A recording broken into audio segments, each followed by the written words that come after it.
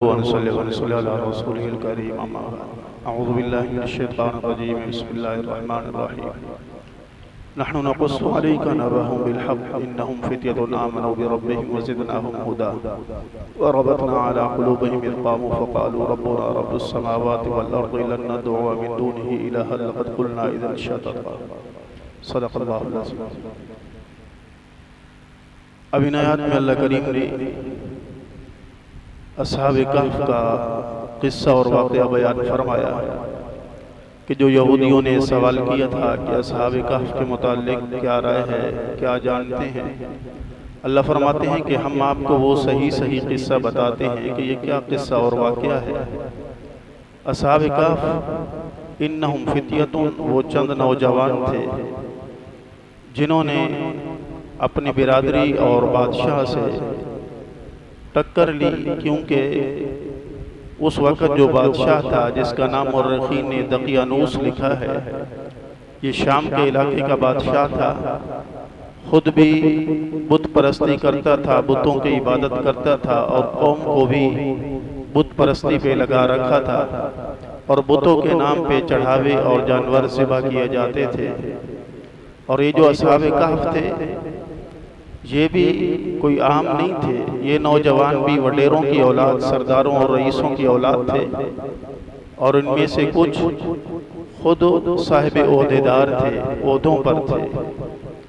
تو ایک میلہ لگا، جب یہ سب وہاں پہنچے انہوں نے دیکھا کہ ان کی قوم اور ان کا بادشاہ وہ بت پرستی میں لگا ہوا ہے اور اسی پر جانوروں کو ذبح کیا جا رہا ہے، بتوں کے نام کے چڑھاوے دیے جا رہے ہیں.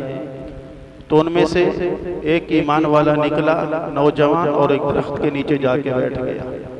پھر اسی طرح دوسرا نکلا اور وہ درخت کے نیچے جا کے بیٹھ گیا. یہ سب وہاں جمع ہو گئے، ایک روایت کے مطابق 7، دوسری روایت کے مطابق 8 اور تیسری صحیح روایت یہ ہے کہ 7 یہ نوجوان تھے، 8واں ان کے ساتھ چرواہا تھا، 9واں ان کے ساتھ کتا تھا.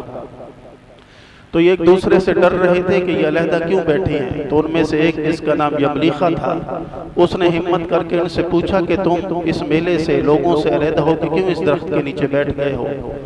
تو اس نے کہا کہ میں توحید پرست ہوں، کہ میں تو اللہ کی وحدانیت پر ایمان اور یقین رکھتا ہوں، ان بتوں کی عبادت اور غیروں کی عبادت پر میرا ایمان نہیں بلکہ اس کو میں برا سمجھتا ہوں. تو پھر سب نے کہا کہ ہم سب کا یہی عقیدہ ہے، ہم سب کا یہی مشن ہے، ہم سب کا یہی نظریہ ہے.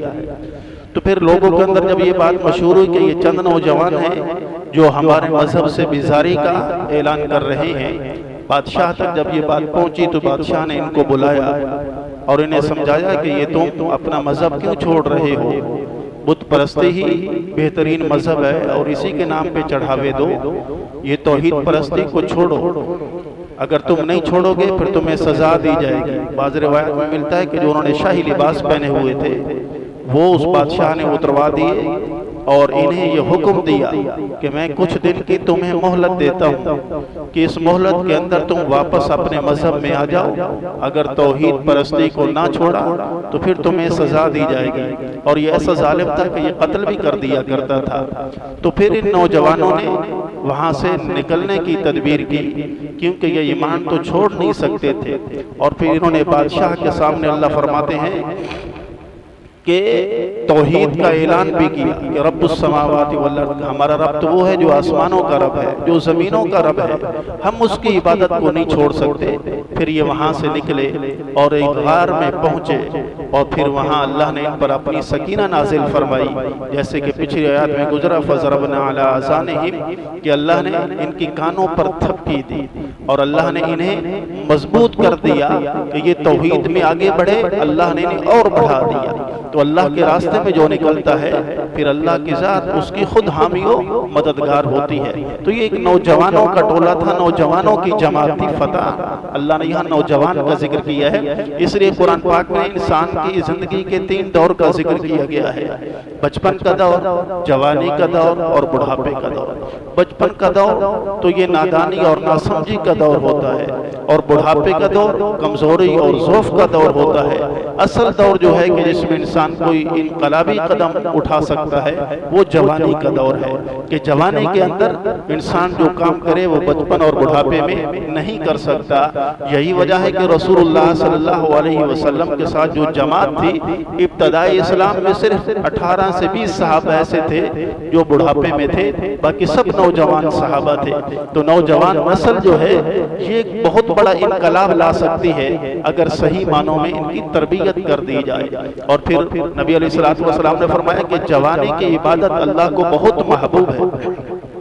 کل قیامت کے دن حشر کے میدان میں جب کوئی سایہ نہیں ہوگا، شدت کی گرمی ہوگی، اللہ کے نبی نے فرمایا کہ اللہ اس نوجوان کو اپنے عرش کا سایہ نصیب کریں گے جس نے اپنی جوانی کو اللہ کی عبادت اور اطاعت میں گزارا ہو۔ اس لیے فرمایا کہ در جوانی توبہ کردن شیوہ پیغمبری، جوانی کے اندر توبہ کرنا، جوانی کے اندر اپنے آپ کو گناہ اور برائیوں سے بچانا، یہ پیغمبروں کی صفت ہے، یہ پیغمبروں کا طریقہ ہے، پیغمبروں کا شیوہ ہے۔ فرمایا کہ بڑھاپے کے اندر تو بھیڑیا بھی بڑا شریف اور پرہیزگار ہو جاتا ہے۔ تو اللہ ہم سب کو یہ جوانی کی زندگی، پرہیزگاری کی زندگی نصیب فرمائے۔ پھر یہ جوان نکلے، غار میں پہنچے، پھر ان کے ساتھ اللہ نے کیا کیا اگلی آیت میں اس کا ذکر ہوا۔ رسول اللہ صلی اللہ علیہ وسلم کی توفیق